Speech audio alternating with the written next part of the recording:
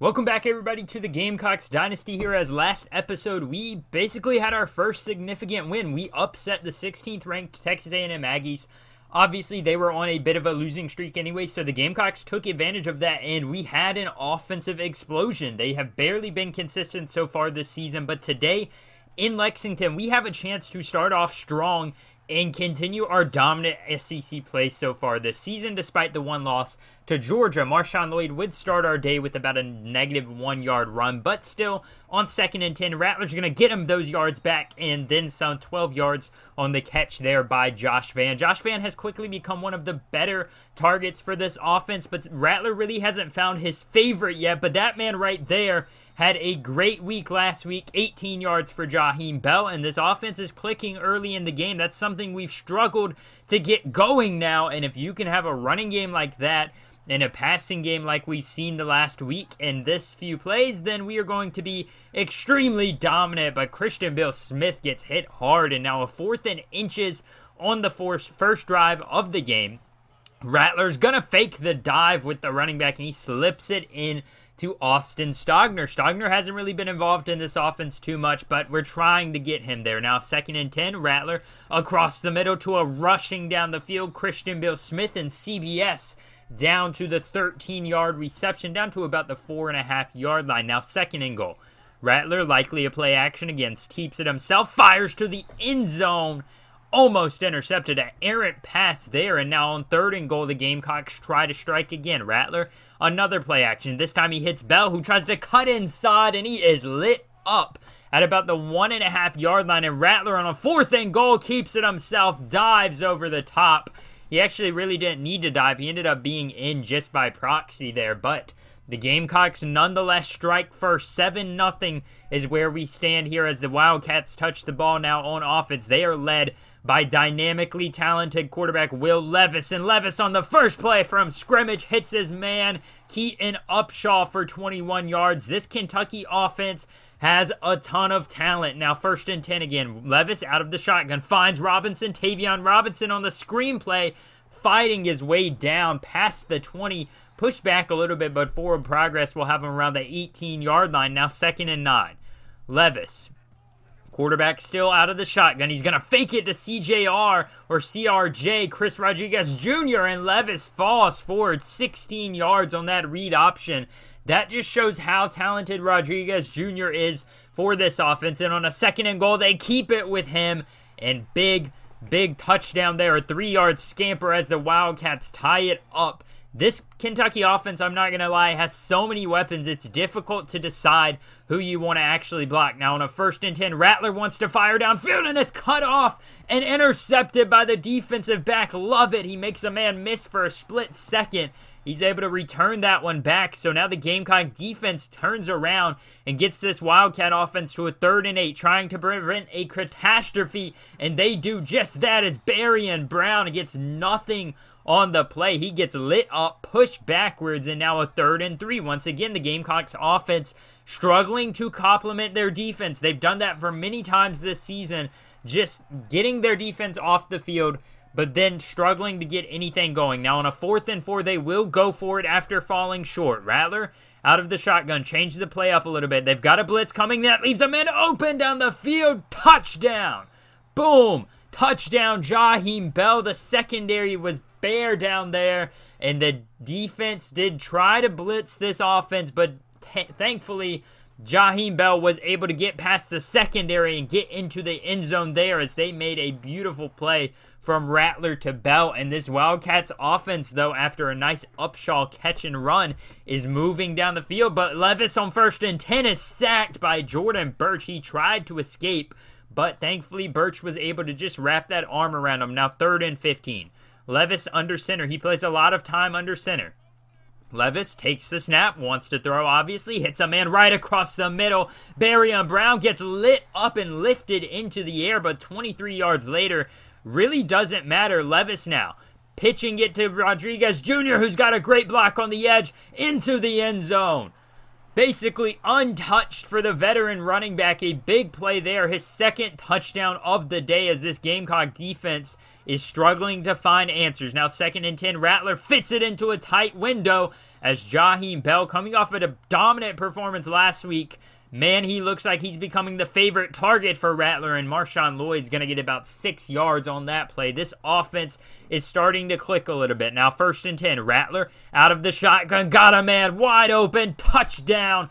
Josh Van diving and slipping into the end zone. He just beat his man off that right side. It was a press coverage, and Van just basically outran him. And an easy pitch and catch there. That was like practice for Rattler and Van. Now on a 3rd and 8, Levis wants to fire downfield. Got his man overthrew it. Only his 2nd incompletion of the day, but it comes at one of the biggest moments of that drive. So the Gamecocks get the ball back, and they do not get anything on a 1st down run. Marshawn Lloyd settles for a negative 1 yard loss, trying to fight back to the line. Now 3rd and 11. Rattler rolling around. Nobody's open, so he just dumps it off, and it goes off the helmet almost of Josh Van, and this Gamecock offense stutters on the field now. Levis on the next Wildcats possession, trying to find his favorite target so far this game, Barry and Brown, and he does that for about 7. Now 3rd and 2 on that same possession. Levis calling a bit of an audible. Counting the clock down, we are just over a minute remaining in this 2nd quarter as the Gamecocks stand 21-14 with a minute 07 and about 9 seconds on the game clock. Levis, his center's calling some men out. Levis under center still. Wants to take the snap right now, and he will do that and give it to Rodriguez, who breaks the tackle of Birch. Off to the races to the 50. Past midfield to the 40, and finally pushed out of bounds at about the 36-37 yard line. So the Wildcats rush down the field. 9 seconds remaining. They have a very, very good chance here to score. Levis across the middle. Confusing play call there. And this Gamecocks defense would hold them to a field goal late in that half. So 17-21 is the score now, as the Wildcats did get points on the board and they also get the ball first in the 2nd half, but it doesn't matter if Levis gets no time to throw it. He is brought down basically by his own lineman being shoved into him. And now on a 3rd and 17, Levis has a man breaking outside, and he's barely going to be short there. Dane Key had 16 yards on that one, and now the Wildcats have to punt on 4th and inches. I was fearful for a fake there, but Amarian Brown, the speedster, back there to return. Got to cut it to the left side. Got some good blocking on the outside. Got to beat the punter now. Gets past Goodfellow. Goodfellow doesn't make an attempt. Makes another man miss to the 10, to the 5. Touchdown. Amarian Brown, 72 yards. Wow, what a strike by this special teams unit. That was a very, very big turn of events there for the Gamecocks, as the score now stands 28-17, and Levis into coverage, and Johnson's going to make the catch. Oh my goodness. Tavion Johnson to the 10, breaking another tackle, and oh man, he struck there. Will Levis, 12 of 17, 214 yards and a touchdown so far today. This Gamecock offense back on the field. Rattler's going to give it to Lloyd this time. A burst up the middle, untouched to the 40, down to about the 32-yard line. He wasn't even hit by a finger until he got past the 35-yard line. Now on a 2nd and 10, Rattler touchdown. Antoine Wells, not a lot of time there in between the plays, but Rattler on a beautiful wheel route from Wells Jr., and this has quickly become an offensive shootout, something that we never would have expected from this team earlier in the season. They were struggling to get anything going. Now on a 3rd and 6, Levis struggles to even get the pass off, and the receiver or the target there, Dingle, was not able to hold on to it, so the Gamecocks get a stop. Just what they needed. Now 1st and 10 on the option play. Lloyd's going to get the pitch past the 40 and down. Gets hit pretty hard for a guy like him, but he is able to get the 1st down. Now 2nd and 9 later on that same drive. Rattler on a very, very good screenplay. They love that screenplay when it brings the receiver across in motion. Now a 2nd and 3 stands. 2:20 remaining in this 3rd quarter. Rattler wanting to get some more points on the board. Gets it to Lloyd on a stop and go route past the 10 to the 5. Tripped up. Wouldn't have really had the corner there, but you would have liked to see him get into the end zone. Now on a 2nd and goal, play action, Rattler to Stogner. They use the big man as basically a decoy, and Austin Stogner, the big 18 there, transfer from Oklahoma with Rattler, makes his first real impact on this season. We haven't seen him in the offense much, but we have seen that man in the defense much. Jordan Birch with another sack. His strong day continues. His second sack of the day. So the final 10 seconds now, a 3rd and 12, wide open again. Keaton Upshaw, a little bit of confusion there for this Gamecock defense as they have shown so many times on those long 3rd downs. Now Levis is going to scout out the troops there, and on a 3rd and 6 makes a dot to Dane Key, and he's going to get 7 yards. They needed 6, so they moved the chains for this Wildcats offense. Levis on a 2nd and 10, firing across the middle into coverage. Dangerous pass, but instead Barryon Brown continues his strong performance of 32-yard catch and run there. Now 3rd and 7. Levis under center again. Got a running back behind him, but he brings his tight end in motion on the line. Levis takes a few steps back, fires to Tavion Robinson, says, "Get off of me," and a 10-yard catch into the end zone as he cuts it right upfield. His 2nd touchdown of the day. Now 2nd and 10 now. Rattler's going to give it to Lloyd on the counter. He's got a nice bit of space on the outside, able to make a man miss, and he cuts upfield past the 40, past the 45, and right around midfield. Now 3rd and 5.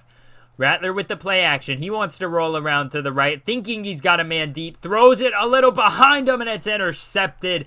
That is a big turnover there for this Wildcats defense. They have a chance now to get back into this one, down 12 with about 4:40 remaining. Levis on 1st and 10. Wants to throw into coverage. He lobbed it up there for Dane Key. But 16 yards later, no Gamecock hands touch that ball. And the Wildcats continue to move down the field. 3rd and 4 now. Levis once again going to bring Upshaw in motion. They like to do that on these center plays, but he is going to have to chuck that one out of bounds. And probably the biggest play here so far. 4th and 4 for Levis and company. 3.5 minutes remain in the game. Levis out of the shotgun, wants to throw, trying to run, all kinds of pressure, and Jordan Birch brings him down. What a beautiful coverage scheme there by the Gamecocks. They had everybody covered up, and this Gamecocks defense comes through in the clutch now, giving this Gamecock offense a chance to ice it, and Rattler does a great job there on the read option, scampering for about 17 yards. Now 1st and goal. Rattler wants to make a quick pass to Leggett, and he's got it. Touchdown, Carolina. A school record 5 touchdowns in a game now by Spencer Rattler. And on a 3rd and 8, the Wildcats basically have all their hopes here on this drive. They're still down 19. Even if you score here, there's very little chance that you're going to win. But they still hit a big tight end there. Keaton Upshaw with a beautiful spinning catch. And a 1.5 minutes remains, so this Wildcat offense not showing much give up. On a 2nd and 10, though, Levis is going to get lit up in the backfield. He loses a good bit of yards there, but they would get it down to a 4th and 4 with exactly a minute remaining off of a timeout. Levis out of the shotgun, fires across the middle.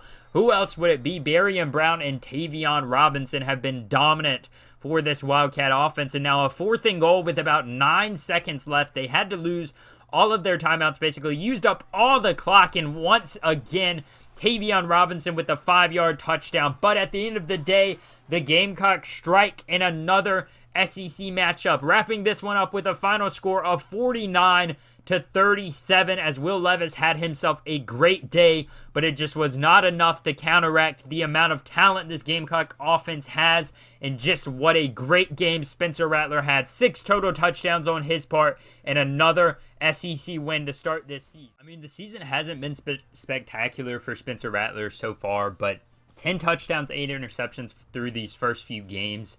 And it has been a very good performance these last few weeks for this offense. I mean, Rattler against Kentucky finished with 5 touchdowns, 2 interceptions. Last week against A&M, I believe he had 3 touchdowns, 1 interception, and 238 yards, 24 for 38 completions.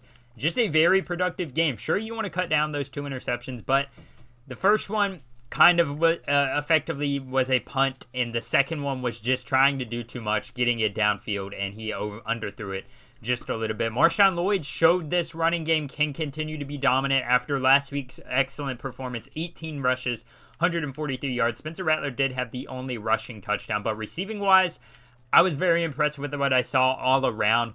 Josh Fan, 5 for 57 and a touchdown. Xavier Legette, 4 for 3 and a touchdown. I know that's a little confusing, but he had a lot of screenplays that some of you guys didn't see in the gameplay. Like, I probably cut them out, and he lost a good bit of yards on a couple of those. Jaheim Bell has really shined the last few weeks. 4 for 88 and a touchdown. He had some very big plays for this offense. Basically, last week against A&M on the same exact play on that go route right down the left side of the field, off the left side of the offensive line.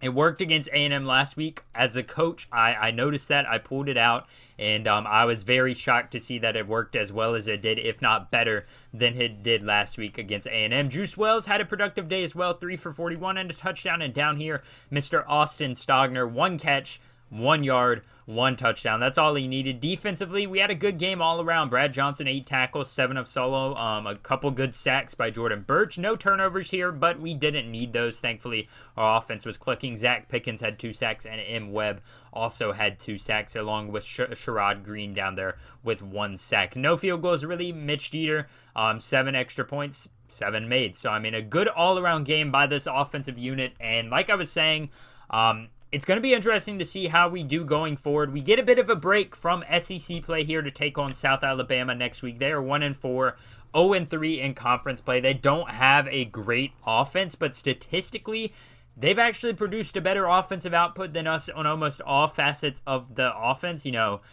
their rush offense is only slightly worse than ours. Their passing offense is better than ours statistically. Their total defense is better than ours, or their pass defense is a lot better than ours, and just not a great matchup statistically, but you've got to expect, you know, they're 81st in points scored. We're sitting at 23. You know, we've got to be able to take advantage of this South Alabama talent being a little lackluster when you compare it to us. They haven't had a good win this year. They beat a FCS school week 1. They've taken on some lower schools these last few weeks, and they've lost pretty much all of them. A couple of them close, more noticeably this Troy game by 1 score. But their quarterback, C. Bradley, 6 touchdowns, 3 interceptions, nothing special, and their running back only 1 touchdown on the year.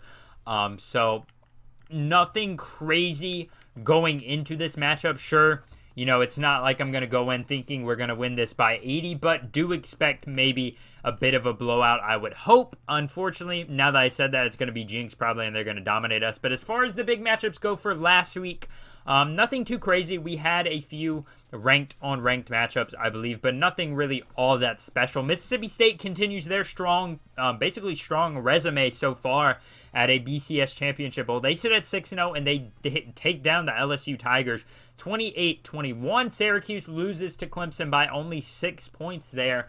Syracuse now falls to 2-3 as they started the season ranked. A big drop off for them. Michigan takes on the Minnesota Gophers, and it wasn't that close. The Gophers have been a team that, you know, consistently are decent. They sit at 4-2. They were 4-1 coming into this one, and they unfortunately weren't able to really make it all that competitive. Colorado does upset the Oregon Ducks. They cause them to fall. Tennessee falls to 2-3 on this young season. 34-7, Georgia takes them down. And probably the biggest game of the week, Arkansas taking on the Longhorns, and they get absolutely dominated on all facets of the game. 30-10 is your final there as the Longhorns extend their record to 5-0.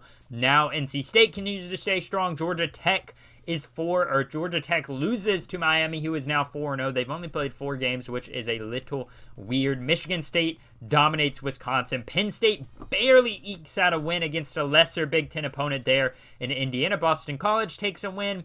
Utah loses to UCLA, 2 good ranked Pac-12 teams, and as usual, it seems like the Pac-12 always take themselves out of national championship contention, and this is probably what that means. They've already lost to Oregon, you've got to think, with 2 losses there, and now Utah and UCLA both have a loss, so their road to the NCAA championship is a lot tougher now that you look at the actual records. Overall, though, the top 25 polls are fairly consistent from the last few weeks. We've got basically the same teams: Alabama, Ohio State, Oklahoma. Miami does make a jump into the top 5. Michigan State stands at 5 now, coming up from 8. Clemson gets up, or actually goes down 1 after beating Syracuse just barely. Mississippi State makes a jump into the top 10. Georgia at 8 now.